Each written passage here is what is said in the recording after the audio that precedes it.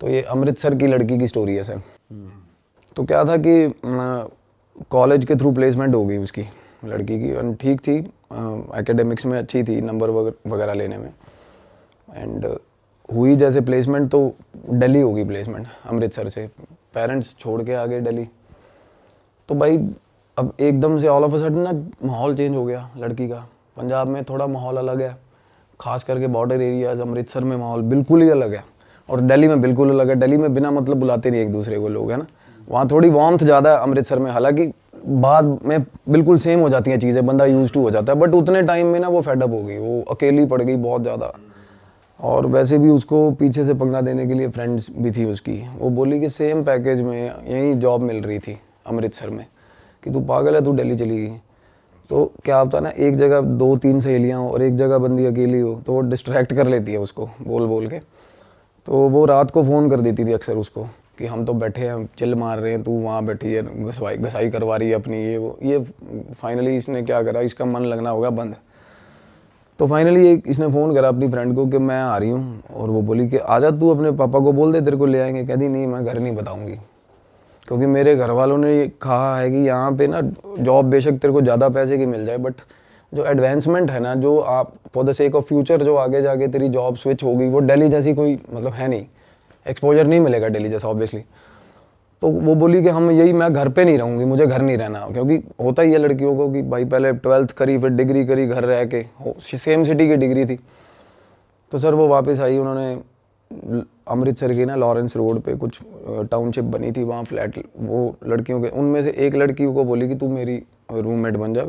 वो 3 जैसे इकट्ठी रहती थी, तो एक लड़की को उनमें से ले आई और उन्होंने फ्लैट ले लिया। फ्लैट क्या, इंडिपेंडेंट कोठी थी, एक रूम नीचे था, एक ऊपर था रूम, जैसे सेमी कंस्ट्रक्टेड होती है लॉन में, एक रूम बना हुआ है ऊपर नीचे, बाकी सारा लॉन है, गार्डन एरिया टाइप। हाँ गार्डन, बार गार्डन बना हुआ। अच्छा, तो अब पेरेंट्स को सबसे पहला तो ये हो गया थ्रिल कि भाई घर वालों को बताया नहीं हुआ, उसी शहर में, शहर से दूर थोड़ी 7-8 किलोमीटर दूर गांव था उसके। फादर उसके आते नहीं है, फादर उसके एयरफोर्स में है, मदर बाहर नहीं निकलती घर से, तो कोई चांस ही नहीं है घर वाले देख लेंगे या कुछ है, कज़न वज़न कोई है ही नहीं, सीन ही नहीं है। तो पहले तो वो बोली कि जम के हमने पार्टी, हाउस पार्टी, और जम के नशे पे खींच के, मतलब जो भी आया इतना फ़न किया उन्होंने। और घर वालों को जैसे ही फ़ोन आता कि ठीक चल रही है जॉब भाई दिल्ली में, ठीक है, तो जिस बंदे की वो मतलब वो घर था ना भाई, वो बंदा ऑस्ट्रेलिया रहता था अपने बच्चों के पास, एंड वो हस्बैंड वाइफ पहले रहते थे यहीं पे। वैसे भी वो एक साल के एंड में 3-4 महीने ऑस्ट्रेलिया ही रहते थे दोनों, हस्बैंड वाइफ की डेथ हो गई थी उनकी। तो हस्बैंड उसके बाद ऑस्ट्रेलिया से वापस ही नहीं आए थे कि भाई मेरे को क्या करना, बच्चों ने आने नहीं दिया और कोठी खाली। अब वो वाइफ की डेथ के बाद ना ऑल ऑफ अ सडन मतलब हुआ हड़बड़ी में, जैसे अंकल को भी मूड स्विंग्स आने लग गए, अकेले में टेंशन होगी, बच्चा ना जल्दी में ले गया बाप को बाहर। मैं बात कर रहा हूँ हाउस ऑनर की। तो भाई ऊपर वाला जो एक रूम था उन्होंने अपने पास रखा था, कि बाकी का मतलब ऊपर 2 रूम्स थे जैसे बने हुए छत पे, एक रूम तो उनको दे दिया लड़कियों को, एक रूम नीचे था। तो लड़कियां मतलब होता है कि सोने के लिए उन्होंने बोला अलग, हमारा रूम अलग ही रखेंगे हम, बाकी सारा दिन बेशक इकट्ठे रहना हो। तो एक रूम बंद था, उसमें लॉक लगा रहता था।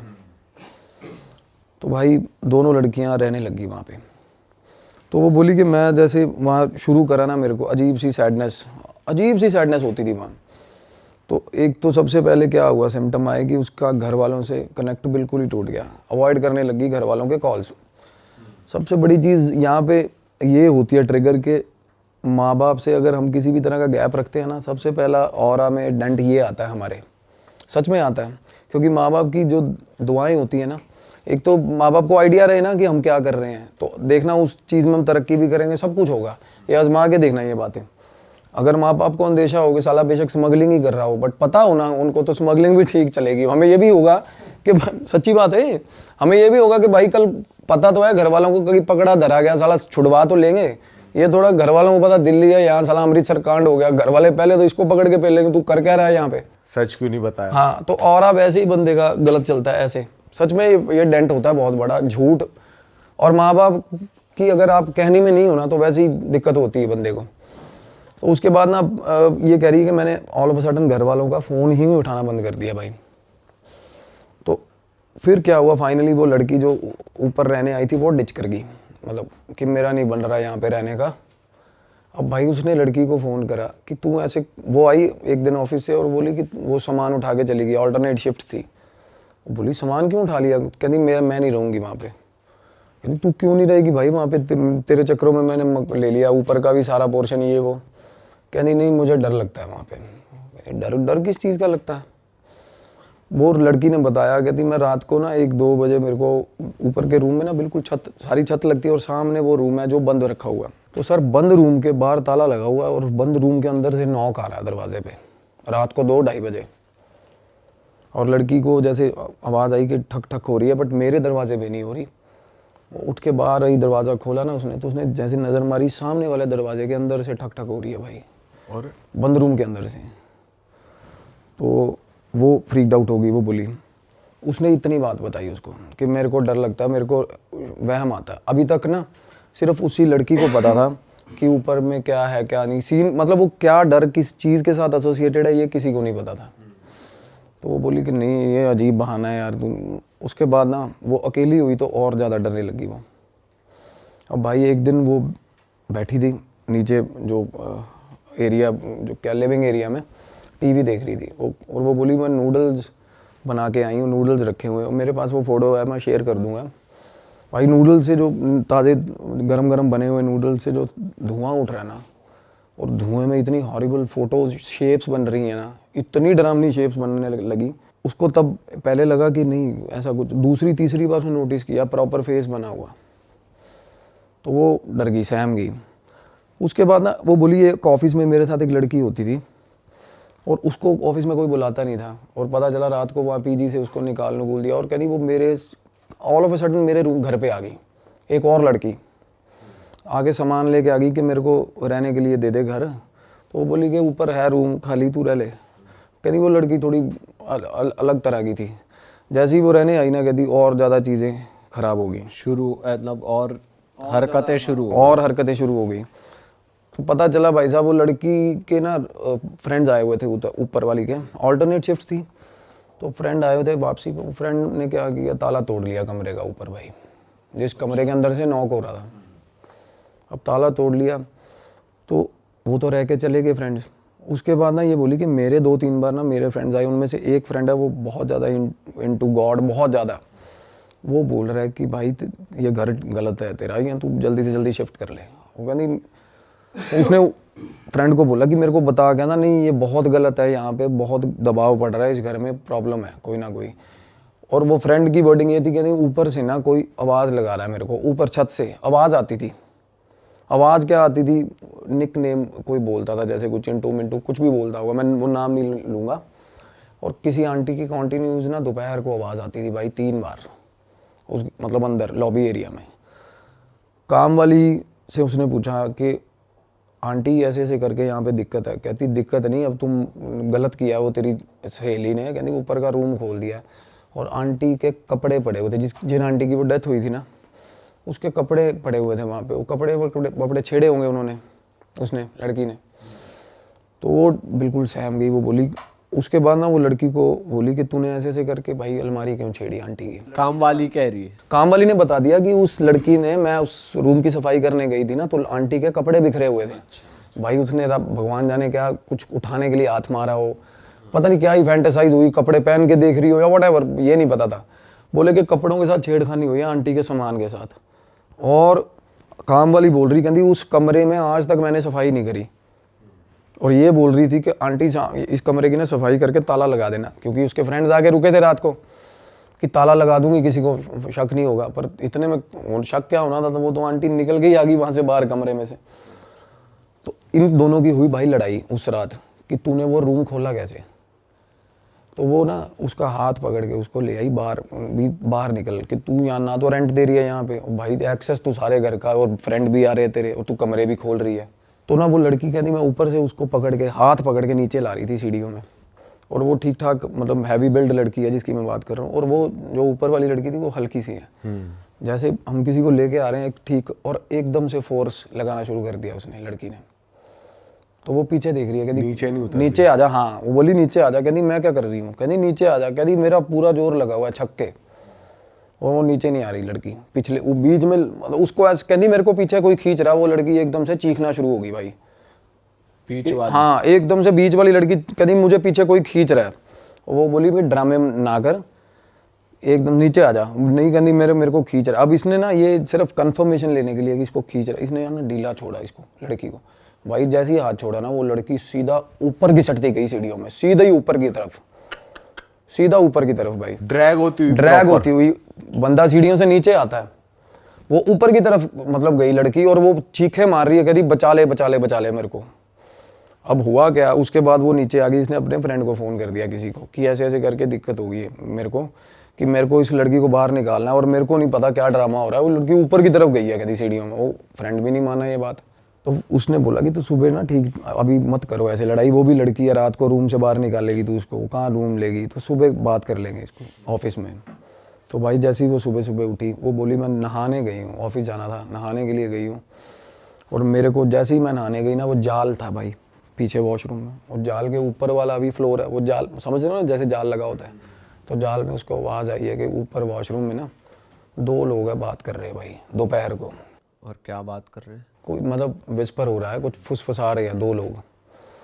तो एकदम से उसने, वो और बाथरूम में कोई है नहीं अभी? कोई नहीं है बाथरूम में। वो चीखी एकदम से, वो चीखे ना, वो बोली मैं बिना कपड़ों के ही डर के एकदम से बाहर, और ठीक ठाक आवाज़ आ रही है एकदम से, आप एक्सपेक्ट कर रहे हो एक बंदा रहता है ऊपर, और वो भी लेट उठती है क्योंकि ऑल्टरनेट शिफ्ट है उसकी, शाम को शिफ्ट होती है लड़की की।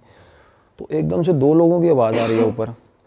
वो चीखे एकदम से बोली मैं बिना कपड़ों की बाहर आई। जैसे ही मैं बाहर आई ना, तो करीब बाहर लिविंग एरिया में वो लड़की बैठी ऊपर वाली उसी, हाँ एट द सेम टाइम वो बाहर बैठी लड़की, वो बोली। और आवाज़ उसको औरत की आ रही थी? उसको उसके अलावा 2 लोगों की आवाज़ आ रही है भाई, जैसे 2 लोग बात कर रहे हैं। और वो लड़की, उसको ये भी हो कि चल लड़की है, चलो दूसरी कुछ एंटिटी होगी या व्हाटएवर, बट वो लड़की भी लिविंग एरिया में बैठी, अपना बैग वुग पैक करके बैठी भाई। अच्छा, निकलने को? हाँ, कि रात की लड़ाई थी ये वो। और उसने बोला, और वो बोली कि उस टाइम पे मेरे को ये हो गया था कि ये ना जाए लड़की यहाँ से, कि मैं थोड़ी उस चीज़ को लेकर ये हो रही थी कि भाई तू ना जा। तो वो लड़की बोली कि भाई मैंने ठीक बेइज्जती करवा ली, अब मैं नहीं रुकूंगी यहाँ पे, कि मैं जा रही हूँ। तो वो बोली कि ठीक है तू चली जा, और अंदर से वो कह नहीं पाई उसको कि मत जा। उसने ये नहीं बताया रात को जब वो घिसटती हुई ऊपर गई तो क्या हुआ क्या नहीं वो हुआ? लड़की बिल्कुल फ्रीक्ड आउट थी भाई, जो नीचे आई सामान लेके ना। एक तो होता बंदा भाई फ्री में रहने को मिल रहा है, फिर भी वो कह रही है कि मेरे को रुकना नहीं है 1 मिनट भी यहाँ पे। ऑब्वियसली वो डर गई खुद, उसको मतलब, या तो आप ये मानो कि उनकी जो कन्वर्सेशन उस टाइम हुई ना, तो लाइक उनमें ये भी तो गैप था ना, एक दूसरे को पसंद भी नहीं करते थे वैसे भी वो, क्योंकि वो लड़की को ऑफिस में कोई बुलाता नहीं था जो उसके घर आ गई थी बैग लेके। तो वो बोली कि रुक जा 1-2 दिन, कोई नहीं, तू जितना टाइम ढूंढना ढूंढ ले। कहती नहीं मेरे को नहीं ढूंढना, मेरे को रहना चाहिए चाहे सड़क पे, कहती मैं नहीं रुकूंगी यहाँ। और वो जैसे ही गई ना, वो लड़की निकली, अब वो तो देखो उस जोन से आउट हो गई। और उसने वैसे कुछ नहीं बताया कि कुछ नहीं। खींचने के अलावा और कुछ भी हुआ था उसके साथ? उसने बोला कि तेरे को क्या हुआ था, कहती मुझे कुछ नहीं पता, मैं तो तेरे साथ पूरी। वो बोली कि जब मैं तेरे को घिसट के नीचे लेके आ रही थी तो तेरे को क्या हुआ था, कहती मुझे कुछ नहीं याद, कहती मैं तो नीचे आ रही थी तेरे साथ। ऐसा होता भी है, अगर किसी पे एक बार पोजेशन भी हुआ हो ना इस चीज़, याद नहीं रहता? याद रहता ही नहीं है कुछ भाई। उसे ये भी नहीं याद कि वो उसको किसी ने खींचा है? नहीं कुछ याद ही नहीं। कुछ भी नहीं याद। भाई बंदे लेविटेट करने लग जाते हैं, सड़क ऊपर उठ जाते हैं, कुछ भी उल्टी पुल्टी हरकतें करते हैं, उनको क्या याद होता है। तो वो लड़की को बोली उसको कि तू रुक जा, वो नहीं रुकी किसी हाल में भाई।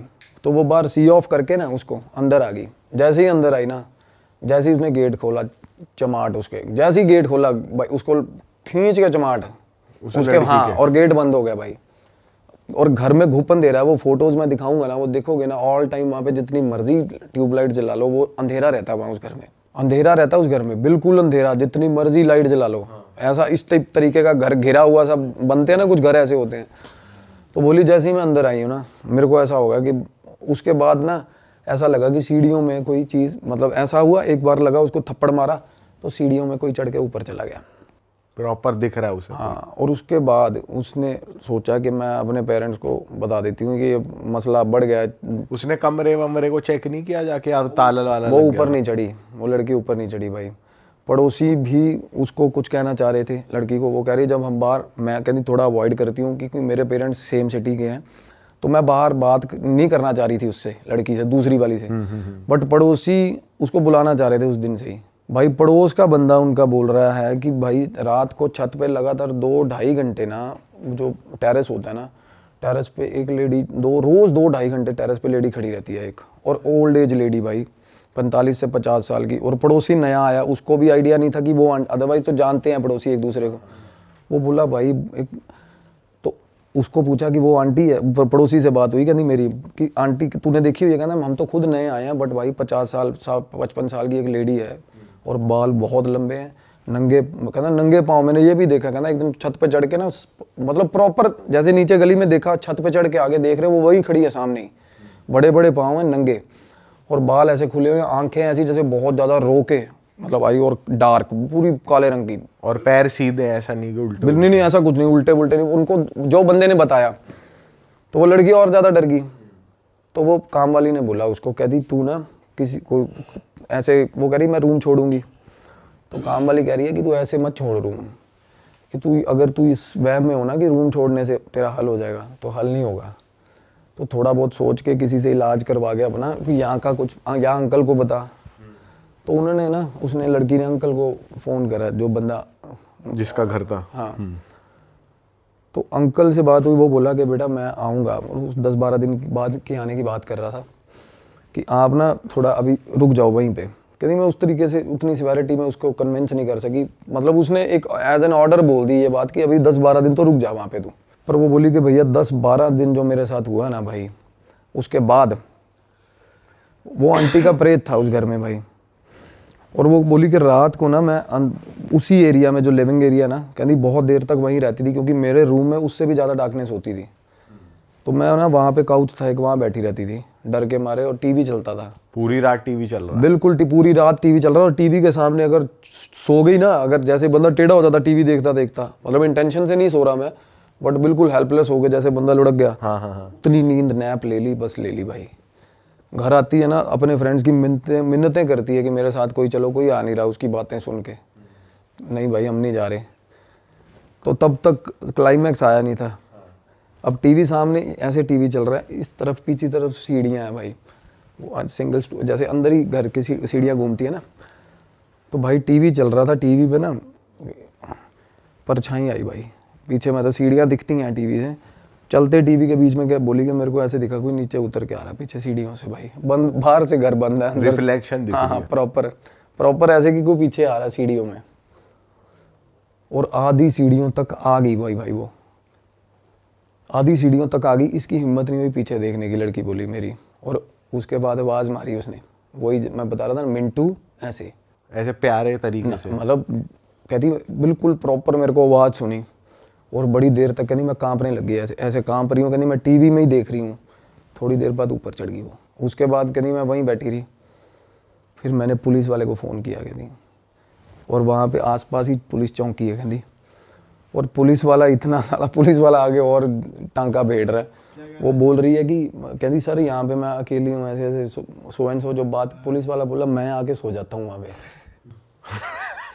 वो अपनी ताल लगा रहा, वो अपना सिलेबस सेट करने को देखो बंदा यार। वो बोली मेरे को भूत से कम डर लग रहा, बाद में पुलिस वाले की बातें सुन रही हूँ मैं, कहते ऐसा, मतलब वो अपना ही रसीला आदमी साला, वो कह रहा है कि मैडम आप बताओ मैं आ जाता हूँ, कहती मैंने कहा भाई मैं मर जाऊंगी, भूत ही ठीक है तेरे से तो।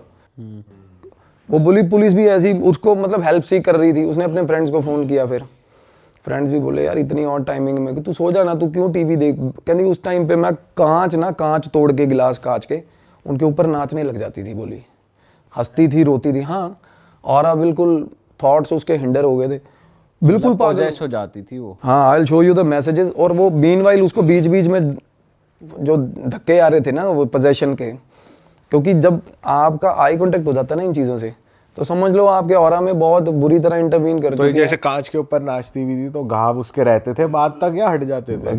घाव तो रहेंगे ना, फिजिकल इंजरीज जो है वो रहेंगी, मैंने दिखाई भी है भाई को अभी इमेजेस। और उसके बाद ना, हाँ वो जो आप दिखा रहे थे वो देखिए, हाँ भाई साहब ब्रूजेस देखोगे ना, ऐसे गंदे ब्रूजेस उसको आए सारे शरीर पे, और उसको मज़ा आ रहा है, और बाल कटवा दिए उसने बाद में, लड़की ने। वो 12 दिनों की स्टोरी है ये, मतलब वो बोली कि मैं बिल्कुल ही बाल कटिंग करवा दी उसने, बॉय कट। हाँ, ऑफिस जाती थी वो? नहीं ऑफिस नहीं गई उसके बाद वो। और आंटी जैसे एक बार पहले इंसिडेंट हुआ, उसके बाद फिर हुआ, उससे भी ज़्यादा नीचे तक आ गई वो, वो पर्टिकुलर में जो थी आंटी ना, वो बैठी है, कहती मैं टीवी भी नहीं देख रही थी, टीवी में सिर्फ बंद टीवी पड़ा हुआ था, और बंद टीवी में मेरे को पता चला कि पीछे और नीचे तक आ गई, और नीचे तक जब आई ना बोली तब मेरे को चिल्स आने लगे, मतलब बिल्कुल ही होता ना, पर फिर भी कहती मेरे को इतना हो गया था कि कोई दिक्कत नहीं है, मतलब हो जाता, ये पता कब होता है, जब बंदा खुद पोजेशन हो जाए बंदे को, ऐसी सोच आती है, एक्सेप्टेंस होती है कि डरना, एक तो पीक लिमिट तक डरता है ना आदमी, उसके बाद ऐसा होता है कि भाई फिर याद नहीं होता कुछ भी, और बंदे को जिसको पोजेशन होता है उसको तो वैसे ही कुछ नहीं, अपने आप पे तो कुछ पता ही नहीं होता, एक पीक लिमिट का, और उसके बाद डर भी लगना बंद हो जाता है भाई। उस लड़की में पोजेशन था बहुत गंदे वाला। पर वो जैसे बाहर भी दिख रही है, टीवी की रिफ्लेक्शन दिख रही है, और उसके अंदर ऐसा थोड़ी होता है कि सेम टाइम पे कि पोजेस्ड भी और दिख भी रही है। नहीं नहीं, जब ये पीक लिमिट है वो आई, उसको दिखी, उसके बाद वो फ्लैश खत्म हो गया, उसके बाद याद ही नहीं है कुछ। अच्छा, जैसे कोई सामने, अब देखो ये क्या होता है ना, अब कोई आपको चीज़ दिख रही है, पोजेशन में तो खुद वैसे चीज़ की तरह रिएक्ट करना है ना, ये बात अलग है। जब तक वो दिख रही है उसको और उसके बाद वो बेहोश हो जा रही है, ये बता रहा हूँ मैं, उसके बाद बिल्कुल ही मतलब ऑल ऑफ अ सडन चीज़ दिखी, पीक लिमिट तक डर गई, उसके बाद 2, 2.5, 3 घंटे के बाद एकदम से फिर उसको झटका आ रहा है कि यार क्या हो रहा है मेरे साथ। तो बस बेहोश होती है, कुछ और हरकत भी करती है? कुछ नहीं हरकत, वो बोली कि मैं नहाती थी ना, जब मैं नहाती थी तो मैं देखती थी मेरा शरीर सारा जख्मों से भरा हुआ, सारा, वो मैं दिखाऊंगा आपको फोटोज़, और उसके साथ नहाने के टाइम पे उसको ऐसा लगता था कोई बिल्कुल शॉवर के पास, बिल्कुल पास खड़ा है उसके। भाई दिखाओ ना एक बार, फोटोज दिखाओ इनको एक बार। हाँ देखो तुम भी, वो बोली मैं, प्रॉपर दिख रहा है। हाँ हाँ बहुत ही नेक्स्ट लेवल टॉर्चर है भाई ये तो, जो मतलब जो इन्होंने जो पिक्चर्स में जो दिख रहा है अलग ही है भाई। अब पहले तो ये जो तो मैं, क्या शैडो दिख रही है, आदमी दिख रहा है? पहले तो जो मैं आपको नूडल्स वाली बता रहा हूँ ना दिखाओ, बात, noodles भाई वाली भाई साहब, वो रूम की डार्कनेस देखना आप उसके पीछे। और भाई ये भी अपने आप में पेचीदा बात है कि लाइट ऑन है फिर भी अंधेरा हो रहा है। बिल्कुल बिल्कुल ब्रदर, ये देखो सर, ये आप बाद में बिल्कुल लगा देना उस पर तो नूडल में शेप बन रही है प्रॉपर, धुएं पे। ये ऊपर मुंह देख रहे हो बना हुआ, और ये दिन की फोटो है, दिन की ये तो पैनी सी नाक है। ये पीछे सीढ़ियाँ देख रहे हो, ये सीढ़ियों में ना बकरे की फोटो लगी हुई है एक, अच्छा इल्यूमिनाटी वाला जैसे बकरा होता है ना उस तरीके के। और वो बोली मेरे को इस जगह पे जाके ना माइनस टेम्परेचर फील होता था, माइनस टेम्परेचर, डेड कोल्ड। हाँ सीढ़ी के पास, वही जिस सीढ़ी पे वो आंटी आके खड़ी होती थी रात को।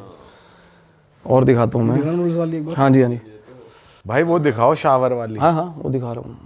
वो बोली कि मैं नहा रही होती थी ना, मेरे को ऐसा लगता था कि पास में आके खड़ा हो गया कोई, बिल्कुल। और जब वो दूर जाता था ना तो उसको ऐसा लगता था रोन, एक्सट्रीम सैडनेस की वो दूर क्यों जा रही है इसमें भाई। चेहरा कैसे बन रहा है, कौन कहाँ पे? देखो अच्छा ये चेहरा है ये, ओ अच्छा। और दिखाता हूँ मैं, अजीब सा तो बन रहा है स्ट्रक्चर, वैसे धुएं से कहाँ बनता है? अभी दिखाता हूँ, अभी सही में ऐसा नहीं बनता भाई। ये देखो, अब जो भी साइकिक मीडियम्स होंगे ना उनको पता चलेगा, शायद आप ना फिगर आउट कर पाओ। ये भी दिन की फोटो है, ये दिन की फोटो है, पीछे सीढ़ियाँ हैं, पर लाइटें इतनी नहीं जल रही, अंधेरा ही अंधेरा है।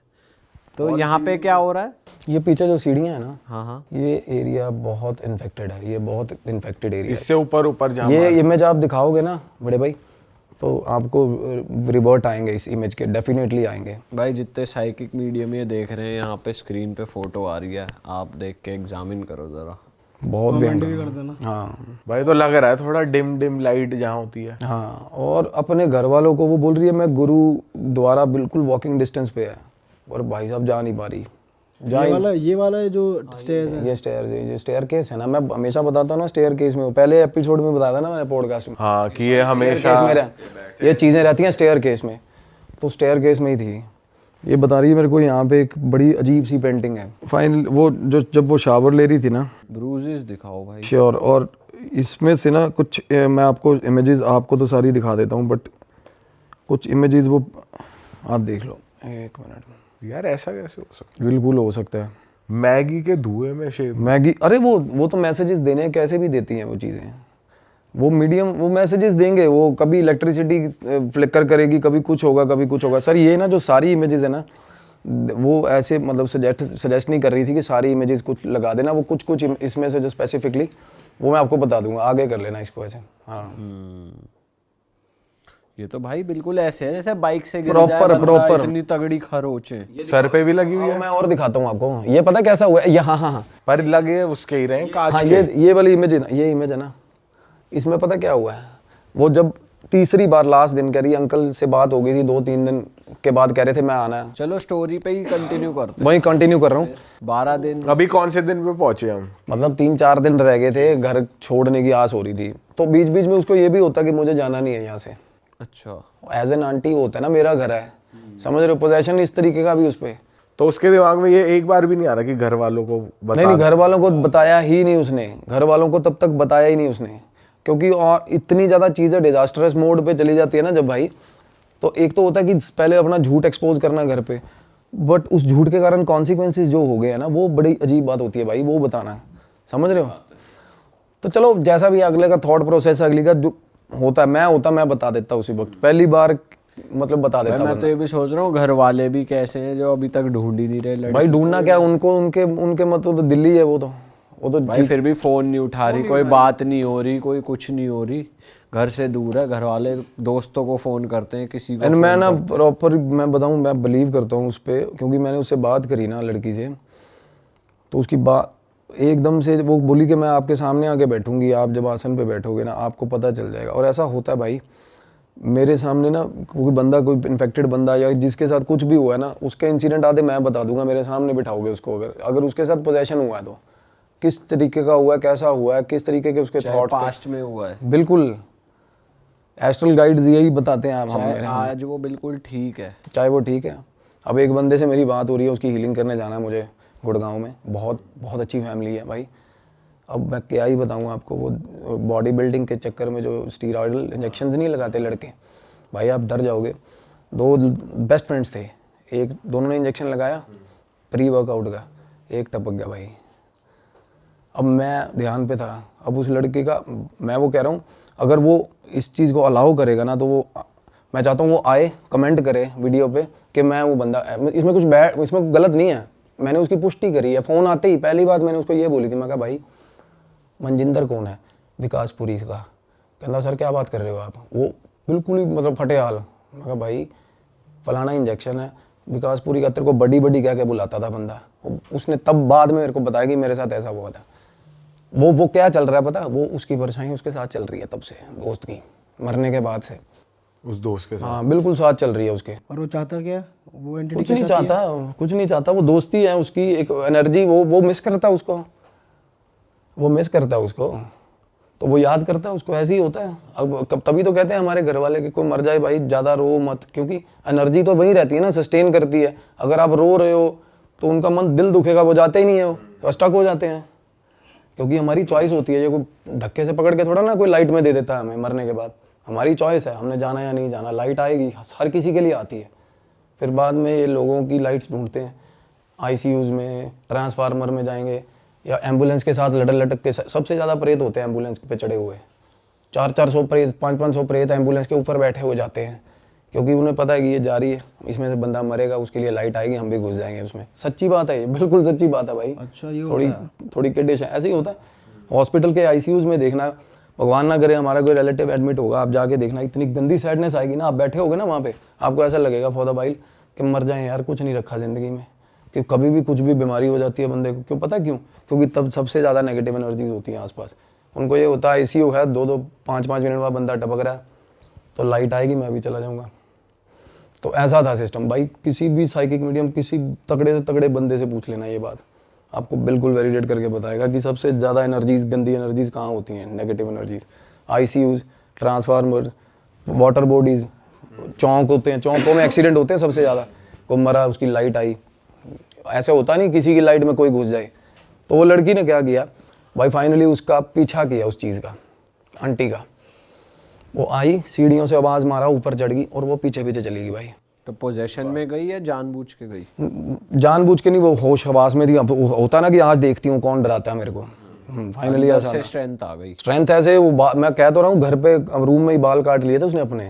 हो नहीं जाता वैसे, सनकी सा हो जाता है बंदा, ब्रूजेज आए हुए हैं बॉडी पे और बिल्कुल रेज आया हुआ है भाई। पीछे चली गई वो, छत पे जैसे ही चढ़ी ना, छत पे एक गेट है भाई, और थोड़ा सा खुला रहता है वो।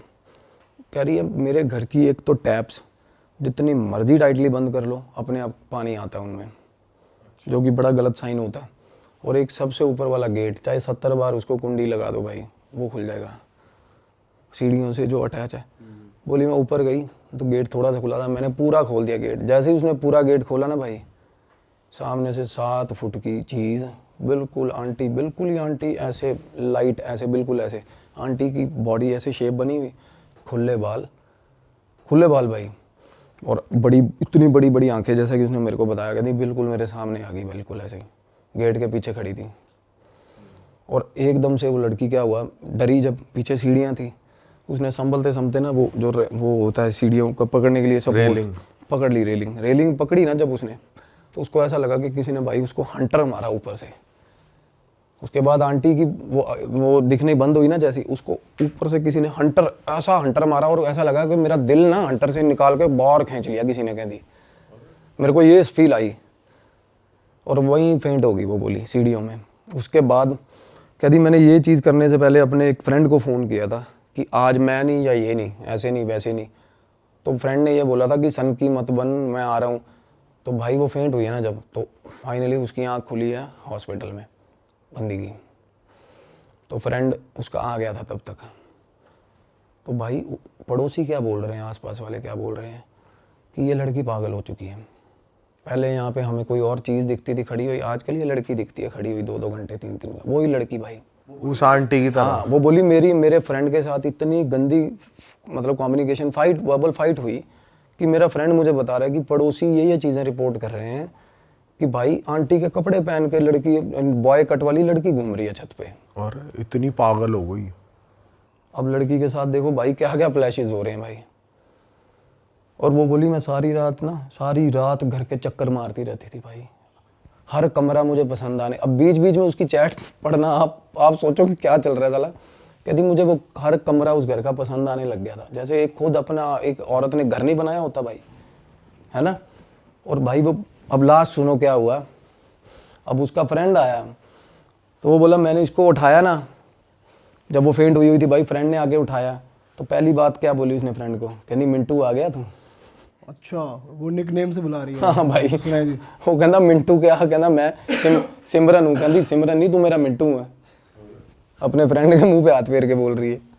ये कैसे हो सकता है? मैंने स्टोरी आपके आगे रखी है, देखो। फिर क्या हुआ, हॉस्पिटल में से हॉस्पिटल गई है भाई, उसने बहुत लड़ भिड़ के भाई, फ्रेंड ने फ़ोन किया उसके पेरेंट्स को।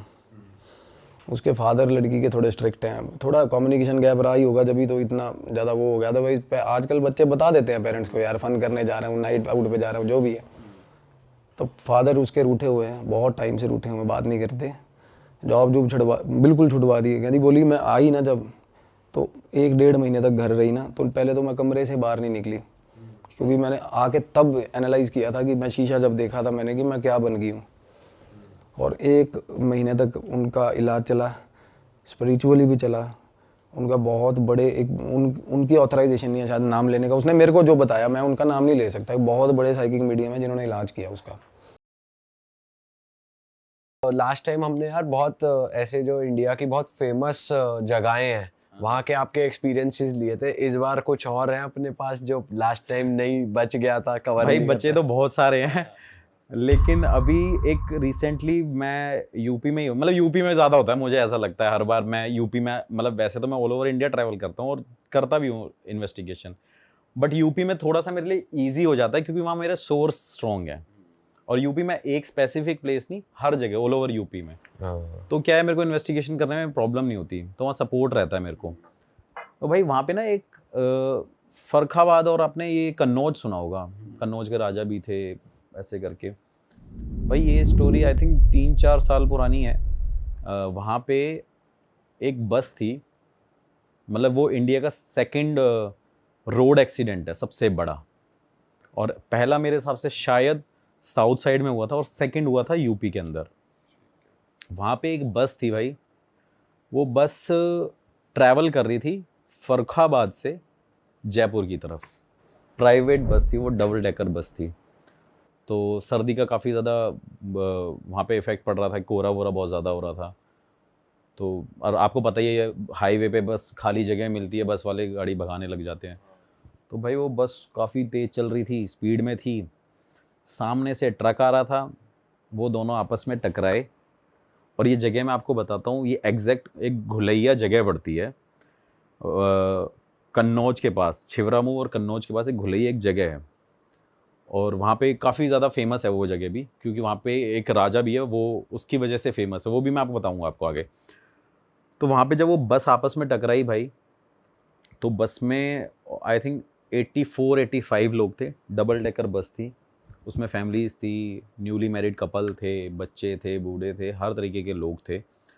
और वो जब उस बस से टकराई तो भाई उस बस में ना आग लग गई, बस में आग लगी, ब्लास्ट हुआ, गांव के 3-4 किलोमीटर तक लोगों पे, ऐसा बताया जाता है, और ये तो मेरा खुद कज़न ब्रदर वहीं का ही है, मतलब उसका गांव उसके पास में ही है, 300-400 मीटर दूरी पे उसका गांव है।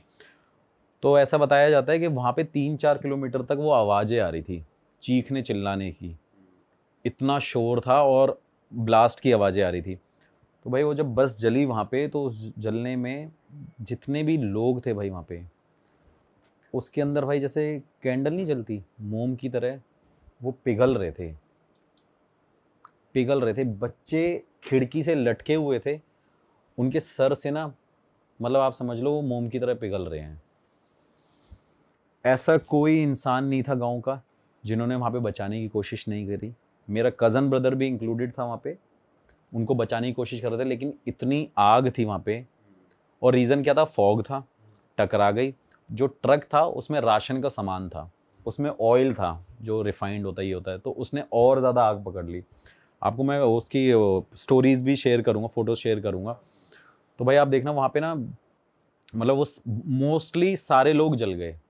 रीज़न क्या था उसमें एग्जिट ना होने का, निकलने का? क्योंकि आपने देखा प्राइवेट बसेस में बैक का जो हिस्सा होता है वो पीछे वहाँ शीशा विंडो नहीं होता, पूरा कवर्ड होता है वो, है ना, शीट से।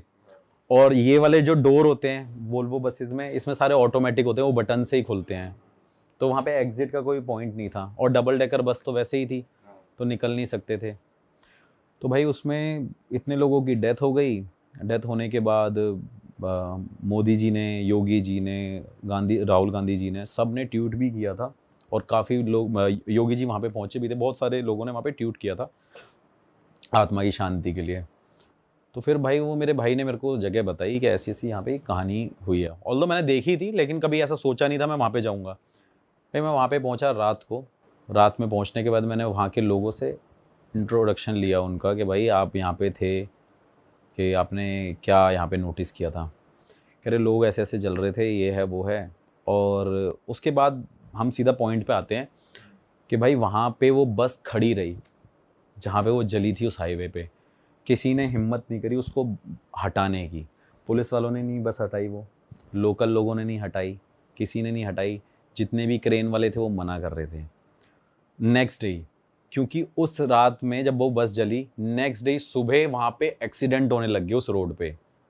कंटिन्यूसली एक्सीडेंट हो रहे हैं। कोई बाइक से गिर के किसी की डेथ हो गई, एक बस वाले की बाइक से टक्कर हुई, उसमें एक कपल था, हस्बैंड वाइफ थे, उनकी डेथ हो गई।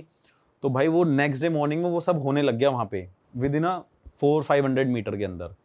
तो वहाँ पे ये हो गया कि भाई यहाँ पे ये सब इनकी वजह से हो रहा है। उसके बाद क्या हुआ, किसी ने क्रेन वाले को ज़्यादा पैसे दिए। और आपने कभी भी सुना होगा कि एक्सीडेंट होता है तो वो जो भी वहाँ पे व्हीकल होता है वो पुलिस स्टेशन जाता है, फिर किसी ऐसी जगह लेके वहाँ पे उसको सबमिट कर देते हैं। लेकिन भाई उस क्रेन वाले ने 50,000 रुपये लिए थे उस बस को 250 मीटर रखने पे, और गांव वालों ने मिलके पैसे दिए उसके। पुलिस वाले भी नहीं आए, क्योंकि पुलिस वालों ने मना कर दिया कि हम नहीं हटा पाएंगे। मतलब इतना डर था। फिर मैं गया इन्वेस्टिगेशन करने भाई। मैंने पूछा कि क्या होता है यहाँ पे। वहाँ पे गांव के लोगों ने हवन कराया, पूजा कराई, मिल के मेन रोड को ब्लॉक करके वहाँ पे बहुत बड़ी पूजा कराई थी कि वहाँ पे जितनी भी आत्माएं उनको शांति मिले। लेकिन भाई वहाँ पे कोई भी उस चीज़ से बच नहीं पाया। वहाँ पे कंटिन्यूसली जितने भी लोकल लोग हैं सोते हैं, वहाँ पे चीखने की आवाज़ आती है, चिल्लाने की आवाज़ आती है, रोने की आवाज़ आती है। और लोगों को, जब गांव में लोग होते हैं ना छत पे सोते रहते हैं, तो लोग जो ऊपर सोते थे उनको वो सारे बस में लोग विजुअल्स आते हैं जलते हुए, लटकते हुए, दिखते हुए। और उसके अंदर भाई उन्होंने वहाँ पे जो बस में है पूजा कराई। और उस बस में मैं गया था भाई, मैंने खुद अपने हाथों से हड्डियाँ उठाई हैं। क्या बात कर रहे हो?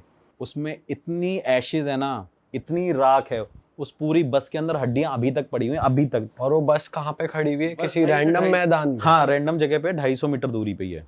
तो उसे भाई गवर्नमेंट भी नहीं वो डिस्पोज नहीं भाई, हटाया ही नहीं। इतना डर है, इतना खौफ है उसका। और ये लोगों को, मतलब वहां के लोगों को तो बहुत ज्यादा पता है, बाहर के कुछ लोगों को नहीं पता थी, लेकिन वो लोग स्पेशली उस बस को देखने आते हैं। वो भी मानो कि बहुत दूर से देख के जाते हैं और फोटोज क्लिक करते हैं। आज भी वो ट्रेंड बन चुकी है बस वहां पे। उसके बाद भाई उस बस में मैंने चूड़ियां देखी, जले हुए कपड़े देखे, शादी के जोड़े देखे, बच्चों के कपड़े जले हुए देखे, और आप मानोगे नहीं, स्टेयरिंग से लेकर और लास्ट सीट तक वहाँ पे सिर्फ भाई हड्डियाँ ही हड्डियाँ हैं, आज तक हटी नहीं है, ऐसी की ऐसी खड़ी है। अभी मैं लास्ट रिसेंटली होके आया हूँ और 3-4 साल तो मुझे हो गए उस बस को देखते हुए आई थिंक। फिर भाई हम वहाँ पे गए, इन्वेस्टिगेशन मैंने करी, रात को बस में गए, मुझे बड़ा डर लगा। उस बस में ठंड लगने लगी काफ़ी ज़्यादा, तो फिर मैंने वहाँ पे कुछ सवाल पूछे, तो मुझे आंसर्स मिले उसके कि हम हैं, हम अपनी फैमिली को मिस करते हैं, हमें वापस इस दुनिया में आना है। उसमें से कुछ बच्चों की भी स्पिरिट है जो वहाँ पे अभी भी कहती है कि हम घूमने जाते हैं, मतलब हम निकलते हैं, हम हैं अभी भी यहाँ पे। मैं करके आया, इन्वेस्टिगेशन करके आया, मैंने बोला लोगों को कि कोई बात नहीं, आप पूजा वूजा करा लेना, हो जाएगा ठीक। भाई फिर वो थोड़े टाइम तक हुआ। फिर थोड़े दिन बाद क्या हुआ भाई, एग्जैक्ट जो बस का पॉइंट था वहाँ पे दोबारा एक और ट्रक चलते चलते, रिसेंटली चलते चलते उसके सामने पूरी फैमिली एक खड़ी हो गई है, और उस ट्रक वाले ने गाड़ी को मोड़ा है और उसका पूरा ट्रक गिर गया। उस बंदे की एक्सीडेंट में डेथ हो गई। और जो साथ में उसके बंदा था उसने बताया कि एक फैमिली सामने खड़ी हुई थी, तो ड्राइवर ने पूरे ट्रक को बचाने के लिए पूरे राइट में गाड़ी मोड़ दी, तो उसमें उस टाइम आग लगी। उसने बताया, मैंने क्या था वहाँ पे, मतलब लोकल लोगों ने बोला कि भाई क्या था वहाँ पे, कह रहे एक फैमिली खड़ी हुई थी। तो गांव वालों को पता चल गया कि भाई आज भी यहाँ पे वो स्पिरिट है, एग्जिस्ट कर रही है। भाई उसका खौफ ख़त्म नहीं हो रहा है। ये बात बोलने में बहुत, अभी भी मेरे लिए इतनी ईजी है कि मैं आपको सिर्फ क्या बताऊं, कि मेरे को अभी लग रहा है कि ये तो बहुत आसान सी बात है, हमने बोल दी। लेकिन अगर आप उस स्पॉट पे खड़े हो जाओ, देखोगे ना, आपको पूरी इतनी ऐसी वाइब आएंगी, इतनी नेगेटिविटी आएगी, आपको लगेगा कि आपके आसपास कोई ना कोई है, आपके रोंगटे गूज़बम्स खड़े हो जाएंगे उस टाइम पे। फिर भाई इन्वेस्टिगेशन करी, वापस आ गया। फिर वो रिसेंटली फिर मेरे कज़न ब्रदर का फ़ोन आया, कह रहा यार यहाँ पे दोबारा पूजा हो रही है। मैं दोबारा गया भाई वहाँ पे, फिर इन्वेस्टिगेशन करी। फिर वहाँ से जब मैं दोबारा आया तो भाई मेरे सामने, मैं अपनी गाड़ी पे ही था, मेरी गाड़ी पार्क करी मैंने, और पीछे एक और मेरे कार पार्क हो गई। तो सामने एक बस आई, उसने मेरे पीछे वाली कार को हिट कर दिया। और उस टाइम पे मेरे पास स्विफ्ट कार थी, मैं स्विफ्ट लेके गया था, तो मेरी कार बच गई और उस बस ने उसको जब हिट किया तो वो कार ऐसे जाके चली गई। और मुझे लगता है वो चीज़ शायद मेरे साथ होने वाली थी, बट मेरी किस्मत इतनी मतलब तेज़ कह लो कि मैं बच गया।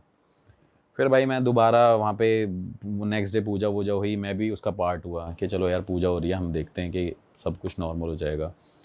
फिर उसके बाद भाई हम अपने अपने घर आ गए। जब मैं वापस आया दिल्ली, तो आप मानोगे नहीं, 3 बार तो मेरे साथ ये हुआ है कि मेरे को 3 बार उस बस के सपने आए हैं।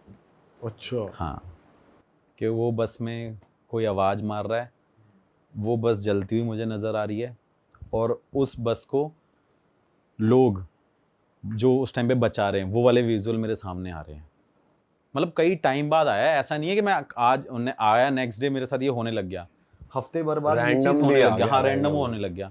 भाई मैं दोबारा गया इन्वेस्टिगेशन करने कि कोई साथ तो नहीं आ क्या, गया, कोई साथ तो नहीं आ गया ये वो। फिर मैं वहीं से बाबा जी से मिलते आया, मेरे से कह रहे क्या करता रहता है, तो उन्होंने हाथ रखा, मैं निकल गया, मैंने इन्वेस्टिगेशन करी, फिर मैं वहाँ पे बोल के आया।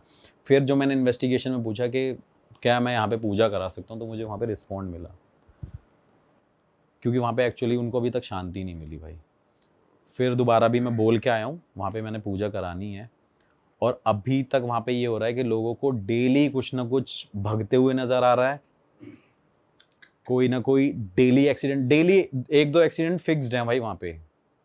पर भाई जब हवन हो जाता है तब तो कहते हैं कि जैसे बड़े बड़े हवन होते हैं तो शांति मिलने लग जाती है, पर यहाँ तो देखो मैं बताता हूँ, अब इससे एक चीज़ कनेक्ट कर लेते हैं हम। अभी जैसे इंडिया का मैच हुआ था लास्ट, तो वाराणसी में हर मंदिरों में भाई हवन और पूजा हो रही थी कि भाई मैच जीत जाए। तो भाई ऐसा नहीं हुआ ना, कुछ ना कुछ या तो कमी रही होगी, या जो ऊपर लिखा हुआ है भगवान ने वही होना है। तो भाई कुछ हवन में कमी रही होगी, या कह लो कि वो जस्टिस नहीं मिल पाया अभी तक। भाई मिला था आपको रिस्पॉन्स वहाँ पे कि हम मुक्त नहीं हुए हैं? हम हाँ तो भाई, वो रिस्पॉन्स मिले तभी तो मैं दोबारा वहाँ पे जा रहा हूँ। मेरा पूजा कराने का कारण यही है कि भाई कम से कम वहाँ के लोग अभी बच जाएं और वहाँ पे एक्सीडेंट ना हो। तो भाई वहाँ पे कंटिन्यूसली अभी तक ये चल रहा है। भाई ऐसा कहते हैं ना कि जैसे लास्ट राइट्स परफॉर्म नहीं हुए, पिंडदान नहीं हुआ, पिंडदान नहीं हुआ, किसी को मुक्ति नहीं मिल पाई, किसी की अस्थियां नहीं भा पाए ना। सबसे बड़ा रीज़न तो ये भी है कि सबकी एशेज वहाँ पे मिल गई, हड्डियाँ मिल गई, कोई उठाने वाला नहीं है, किसी को यही नहीं पता अब कौन किसकी हड्डियाँ उठाएगा, कौन किसकी राख उठाएगा, यही नहीं पता लोगों को। लोग तो आइडेंटिफाइड हैं कि इन लोगों की डेथ हुई है उस टाइम पे, पर कौन से किसका लेकिन है? कौन किसको उठाएगा। तो वो रीज़न, मेजर एक रीज़न ये भी है भाई वहाँ पे। तो ऐसा भी है भाई, और ये इंडिया का सबसे बड़ा एक्सीडेंट था, सेकंड एक्सीडेंट। तो जैसे आप इस चीज़ को कैसे लेते हो? जैसे बहुत से साइंटिस्ट हैं, जैसे वन ऑफ द बहुत ही प्रसिद्ध एक साइंटिस्ट हैं स्टीफन हॉकिंग्स, अगर आपने सुना है, तो उनकी स्टेटमेंट थी एक कि आफ्टर लाइफ कुछ नहीं होता और ये जो हेल हेवन है ये हमारी बनाई हुई चीज़ें हैं ताकि लोग अच्छे कर्म करें। अगर हम बोलेंगे कि तुम गंदे काम करोगे तुम हेल में जाओगे, मतलब ऐसा उनका कहना है। मतलब मैं आपकी नॉलेज को डाउट नहीं कर रहा, बट आप इस चीज़ को कैसे लेते हो अगर जैसे इतने पॉपुलर लोग ऐसी ऐसी स्टेटमेंट देते हैं? देखिए, हम जितना भी कुछ है हम तो अपने ग्रंथों में जो लिखा है हम तो उसको ही सत्य मानते हैं। सबसे पहली बात तो ये है। तो गरुड़ पुराण के अंदर हर एक स्टेज के बारे में लिखा हुआ है कि आप जब मरते हो तब आपकी आत्मा कहाँ जाती है, फिर वो कौन कौन से रास्तों से गुज़रती है, फिर उनको क्या क्या कर्म मिलते हैं करने के लिए, और उनको कैसी कैसी प्रताड़नाओं से निकलना पड़ता है। वो सारी चीज़ें उसके अंदर लिखी हुई है। तो हम तो अपने ग्रंथों को सर्वोपरि मानते हैं, क्योंकि हमें ऐसा जो हमने आज तक पढ़ा है और सनातन धर्म में जितनी भी चीज़ें हमें हमारे ग्रंथों द्वारा प्राप्त हुई हैं, हमारे पुराणों द्वारा प्राप्त हुई हैं, वेदों द्वारा प्राप्त हुई हैं, उस पर आकर कहीं ना कहीं साइंस भी नतमस्तक हो जाती है। साइंस भी ये कहती है कि हाँ, ये बात इनकी लिखी हुई सत्य थी। और एक नहीं है, हज़ारों प्रमाण अब ऐसे हो चुके हैं जहाँ पर लोगों ने इस चीज़ को मान लिया है कि हाँ, साइंस के ऊपर भी एक साइंस है जिसे हमारे सनातन धर्म ने लाखों साल पहले निकाल लिया और उसके बारे में लिखा हुआ है। ये जो आप प्रश्न कह रहे हैं, ये प्रश्न बहुत सारे लोगों के जहन में आता है और उन्हें ये लगता है कि भाई सही में आफ्टर डेथ कुछ नहीं होता। अगर आफ्टर डेथ कुछ नहीं होता तो इतनी सारी रीबर्थ्स की कहानियाँ कहाँ से आ जाती हैं? ठीक है, बहुत सारे लोगों का अनुभव होता है कि हम मर गए थे, हमें कोई ले गया था और हम वहाँ गए थे, फिर वो हुआ कि नहीं ये नहीं थे, वापस आ गए और वापस जीवित हुए। तो उन्होंने वही विवरण दिया जो कि गरुड़ पुराण में लिखा हुआ था कि ऐसे जीव आते हैं, ऐसे लोग आते हैं, ऐसे बंद के ले जाते हैं, ऐसा आपको वो रास्ता मिलता है, वहाँ होता है। तो ऐसी बहुत सारी चीज़ें जो हैं वो प्रमाणित हुई हैं। नहीं, मतलब ये मेरा क्वेश्चन नहीं था, मैं तो चाह रहा था आपका क्या टेक है, मुझे ये सुनना था बेसिकली। मतलब मैं ये नहीं कह रहा कि ऐसा जन्म होता के है। बाद नहीं, मैंने तो आपके जो आपके साथ साथ बहुत सारे व्यूअर्स का भी यही सेम व्यू होगा, कि तो आप मैंने क्या उस चीज़ सोचते को हैं? क्लियर किया है। मेरा ऐसा सोचना है कि जन्म के बाद एक और दुनिया है और वो दुनिया जो है उसके बारे में हम किसी भी चीज़ को प्रमाणित कर ही नहीं सकते, क्योंकि वो चीज़ केवल और केवल अनुभव से ही प्राप्त होती है।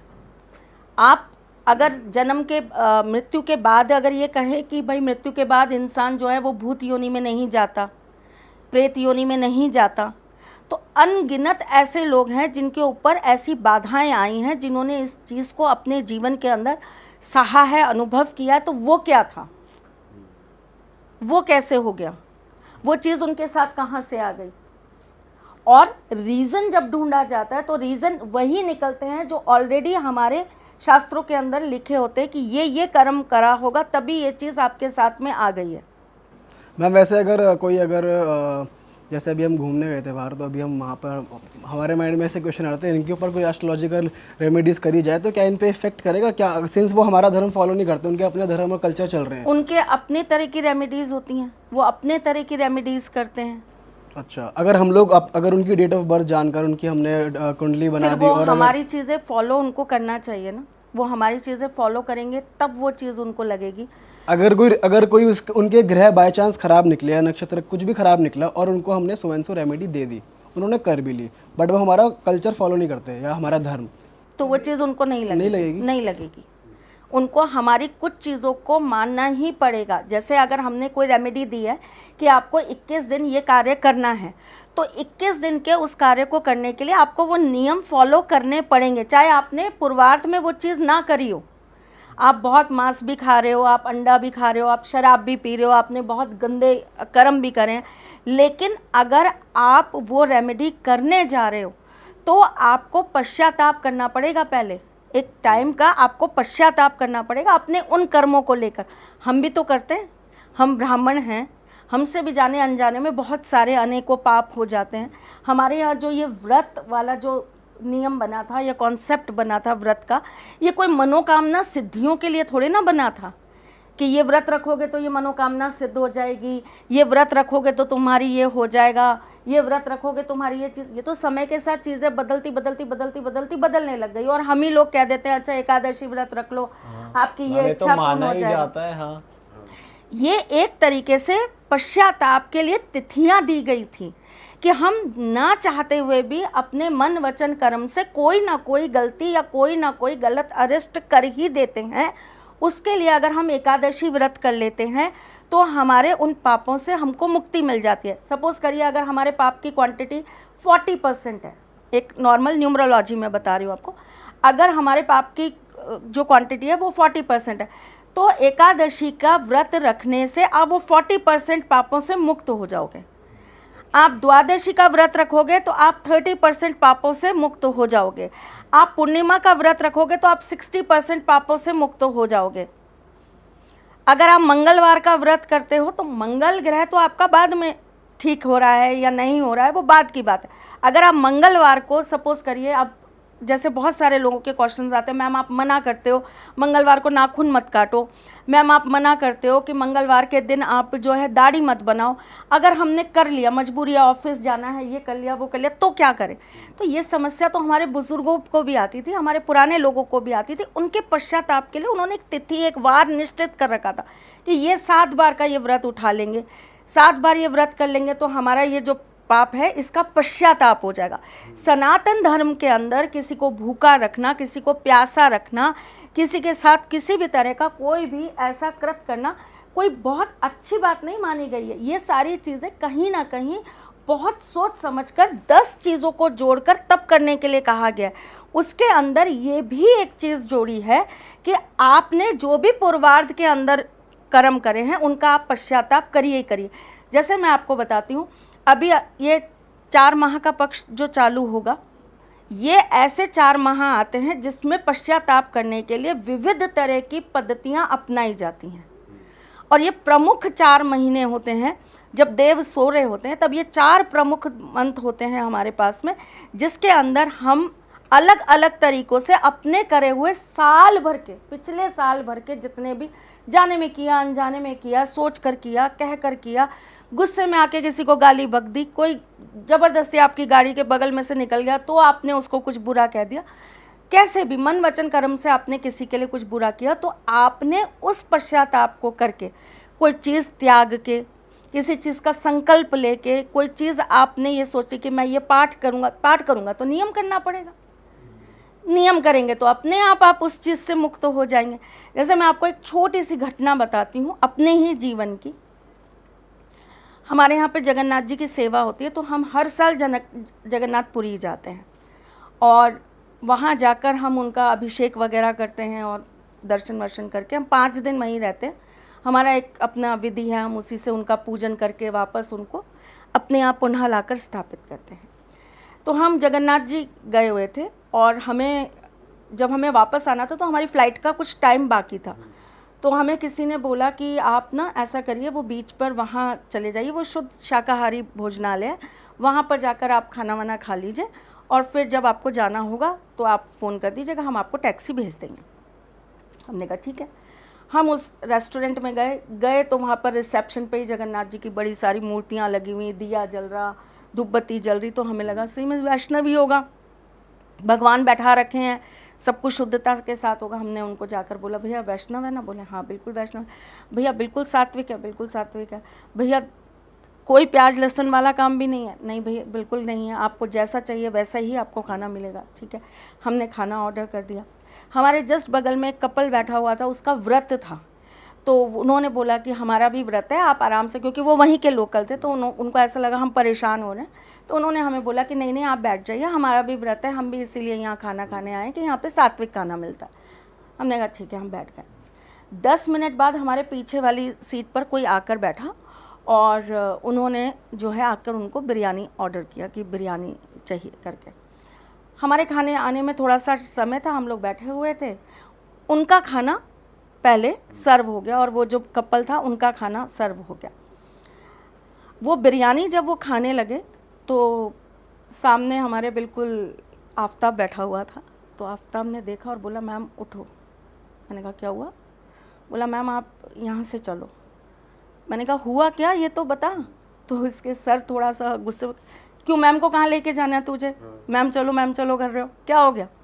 बोले सर मैम को ले जाओ यहाँ से। तो ऐसे उन्होंने पीछे मुड़ के देखा तो वो जो बिरयानी थी वो नॉनवेज थी। आप विश्वास नहीं करोगे, हमें काटो हमारे अंदर खून नहीं, और हमारी जो हालत हुई है, हम वहीं पर इतनी बुरी तरीके से रोना चालू हो गए सारे जने, जैसे हमारे पूरे जन्म का जो होता है ना, किसी ने पुण्य खींच कर निकाल दिया, ख़त्म कर दिया, हमें शून्य में ला कर खड़ा कर दिया। हम लोग भागते हुए बाहर गए, जैसे सांस नहीं आ रही, दम घुट रहा है हमारा। हम बाहर गए, निकल के बाहर जाकर खड़े हुए, सब जने रो रहे हैं, सब परेशान हो रहे हैं कि ये क्या हो गया क्या हो गया। गलती से ही सही, लेकिन पानी की बोतल तो हाथ लगा ली उस जगह की। हमारे लिए तो वो भी एक तरीके से बहुत बड़ा पाप हो गया। खैर चलिए, वहाँ 1-2 जनों को बोला, वहाँ के जो मेन वो थे उनको फ़ोन किया, तो उन्होंने बोला कोई बात नहीं मैम, यहाँ तो ये सब कॉमन है, यहाँ तो जनेऊ बदल लेते हैं और फिर वापस से वो कर लेते हैं, तो आपके भी पंडितों को बोल दीजिए, मतलब घर के उनको बोल दीजिए मेल्स को कि जनेऊ बदल लेंगे अपना और गंगा जल वगैरह आप ले लीजिएगा। और अंदर से आत्मा नहीं मानी। आप विश्वास करिए, पानी का एक घूंट हमारे घर में अगर एक छोटा बच्चा भी था ना तो उसके भी गले से नहीं उतरा। हम लोग सीधा एयरपोर्ट पे उतरे, घर आने की बजाय हमने वहीं से गाड़ी की और हम सब के सब हरिद्वार। और 45 दिन मेरे घर के अंदर अन्न नहीं बना और डेली पंचगव्य पिया गया, डेली पंचगव्य पिया गया। पंचगव्य मतलब गाय का गोबर, गोमूत्र, वो सब मिलाकर पंचगव्य तैयार होता है, उसको रोज पिया गया और 45 दिन का पश्चाताप करा गया। पर आपने तो कुछ खाया भी नहीं था, तो हमारे सिर्फ बैठने से लिए हमारे लिए तो वही हमारे जीवन का सबसे बड़ा पाप था। मैम वैसे देखा जाए आप हमारे सनातन धर्म में भी बहुत से लोग हैं जो ठीक है ड्रिंक भी कर रहे हैं, चिकन भी खा रहे हैं, वो बेटा वो अब जैसे आपको मैं वहीं का बताती हूँ ना, जैसे उन्होंने बोला कि उनके लिए वो चीज़ कॉमन है, वो उस चीज़ को नहीं मानते, लेकिन हम जिस चीज़ को मानते आए, हमारा जो अपना कल्चर है, हमने जिस चीज़ को जीवन भर माना है, हम अपने ठाकुर जी को जिस तरह का भोग देते हैं हम वही भोग खाते हैं। ठीक, बहुत सारे ऐसे मंदिर हैं जहाँ पर देवी को प्रसाद ही इसी चीज़ का चढ़ता है और लोग उसको प्रसाद को ग्रहण भी करते हैं। बहुत सारी जगह देवी को मांस चढ़ाया जाता है और उसके बाद में वही खाया भी जाता है। तो देखिए हर जगह का अपना अपना एक कल्चर है। हमने जहाँ जन्म लिया, हम जिस घर में आए, हमें जिस तरह के बचपन से जो संस्कार मिले, हमने जिस चीज़ को फॉलो किया है, हम लोग तो प्याज लहसुन भी नहीं खाते, हम किसी दूसरे के घर का नमक तक नहीं खाते। मेरी शादी हो चुकी है, मैं अगर अपनी मम्मी के घर जाकर भी खाना खाती हूँ ना तो मैं उसके बदले में उनको कुछ ना कुछ दूंगी। क्यों? क्योंकि मेरे को उनके घर का नमक का कर्जा भी नहीं चढ़ाना, जबकि मैं तो उसी घर की बिटिया हूँ। वो तो मेरे घर आके नहीं चढ़ाएंगे, लेकिन मैं भी उनके घर जाकर नहीं चढ़ाऊंगी। तो हमारे यहाँ अपने पूजा पाठ के कुछ नियम हैं जो हमारे यहाँ बंधे हुए हैं। ये आपको अपने पूर्वजों से मिलता जाता है। हर घर का अपना एक ट्रेंड है, अपने हर घर का अपना एक नियम होता है। अब हमारे यहाँ शादी ब्याहों के नियम अलग हैं, आपके यहाँ बिल्कुल अलग होंगे। है तो हम भी सनातनी, आप भी सनातनी, पर हर इंसान अलग अलग चीज़ों को फॉलो कर रहा होता है। तो जब फॉरेनर्स को भी हम ऐसी कोई रेमेडीज़ बताते हैं तो हम उनसे ये कहते हैं कि एक टाइम पीरियड तक आपको शुद्धिकरण और पश्चाताप करना ही पड़ेगा। आप उस रिचुअल के लिए रेडी हैं तो आप ये हमारी चीज़ों को फॉलो कर सकते हैं और आप ये कर्म कर सकते हैं। अगर आप नहीं कर सकते, आपको पता है कि हमारा तो काम ही नहीं चलेगा, हम तो नहीं खाएंगे ऐसी चीज़ें, तो हम सर्वाइव ही नहीं कर पाएंगे। अब मेरे पास, आप फॉरेन में कहाँ जा रहे हैं, आप इंडिया में ही देखिए ना, मेरे पास बहुत सारे ऐसे सेलिब्रिटीज़ हैं जो ये कहते हैं कि मैम हम तो वेजिटेरियन हो नहीं पाएंगे क्योंकि हमें जिम जाना होता है, हमें अपनी डाइट को उसी तरीके का रखना होता है, तो हमारे लिए तो बड़ा मुश्किल है कि हम प्योर वेजिटेरियन हो जाएं, हम बाहर का कुछ ना खाएं, हम बाहर का पानी भी ना पिएं, हम बाहर का जूस भी ना पिएं, तो हमारे लिए तो बड़ा टफ है। तो ऐसी कंडीशन में आप बीच का रास्ता निकालिए। बहुत फ्लेक्सिबल है हमारा धर्म, बहुत फ्लेक्सिबल। उसका वहाँ पर कहीं ना कहीं दूसरा तरीका भी होता है। आपकी चीज़ें, आपका कृत आपके बिहाफ पर कोई दूसरा कर रहा होता है और आपको उसके नियमित उस व्यक्ति को जो भी उसका उतना खाना पीना रहना सोना जागना जो भी है, आपके ही उसके हिसाब से वो चलेगा, आपको उसका भुगतान करना होता है और कुछ चीज़ों का त्याग करना होता है। अगर कोई खा रहा तो उसका भुगतान वो भरेगा, पश्चाताप तो करेगा ही उसके नाम का, करेगा, डेफिनेटली करेगा। ये जो 4 वर्ग बनाए गए थे हमारे यहाँ, इनके अलग अलग कर्म रखे गए थे, जिसमें ब्राह्मणों का यही कर्म रखा गया था कि दूसरों के कृत को उतारने के लिए ब्राह्मण अपनी पूजा पाठ से, अपने वेद मंत्रों से, अपनी चीज़ों से उस चीज़ को हटाने का कार्य करेगा। पर एट द एंड उसी इंसान को नहीं करना पड़ेगा कि भाई वो नहीं, करेगा तभी? नहीं, वो करेगा, वो अपना सब कुछ जो है, अपना भार जो है वो ब्राह्मण को दे रहा है ना, और संकल्प दे रहा है कि अब ये मैं तो नहीं कर सकता। अब सपोज करिए हमारे यहाँ पर ऐसा बोला गया है, महामृत्युंजय जाप करने से आई हुई बड़ी से बड़ी मृत्यु का काल भी टल जाता है। ठीक है, हमारे सनातन धर्म में एक कहानी भी है कि जो है महामृत्युंजय करा था जाप तो जीवन बच गया था, है ना। संजीवनी बूटी, उसी से निकलता है एक मृत संजीवनी मंत्र, एक मृत संजीवनी क्रिया भी होती है। वो ऐसी अवस्था में की जाती है जब डॉक्टर्स ये कह देते हैं कि अब इसके पास 24 घंटे बचे हैं, 48 घंटे बचे हैं, 72 घंटे बचे हैं, तब उस कंडीशन में उस व्यक्ति के नाम से वो क्रिया या वो मंत्र का जाप करके उसको बचाने के लिए ब्राह्मण जो है अपना पुण्य पूरा का पूरा अर्पित करता है। ठीक, ऐसी ही चीज़ के अंदर अब जो हॉस्पिटल में पड़ा है, जो आईसीयू में है या जो वेंटिलेटर पे पड़ा है, वो व्यक्ति क्या करेगा? आप उसको कौन सी मेडिसिन है जो दे देंगे जिसके अंदर किसी पशु का या किसी पक्षी का या किसी जीव का चर्म नहीं होगा, रक्त नहीं होगा? कितनी मेडिसिन ऐसी हैं। चलिए आज तो मैं नॉर्मल हूँ, टच भगवान की कृपा से मैं बहुत स्वस्थ हूँ। आज आप मुझे कहिए कि मैम आप ये मेडिसिन खाएंगे, मैं कहूँगी नहीं, बिल्कुल नहीं, इसके अंदर बहुत सारी चीज़ें। लेकिन अगर कोई बीमार व्यक्ति है और उसको हमको सही करना है तो हमें उसको फिश ऑयल देना ही पड़ता है ना।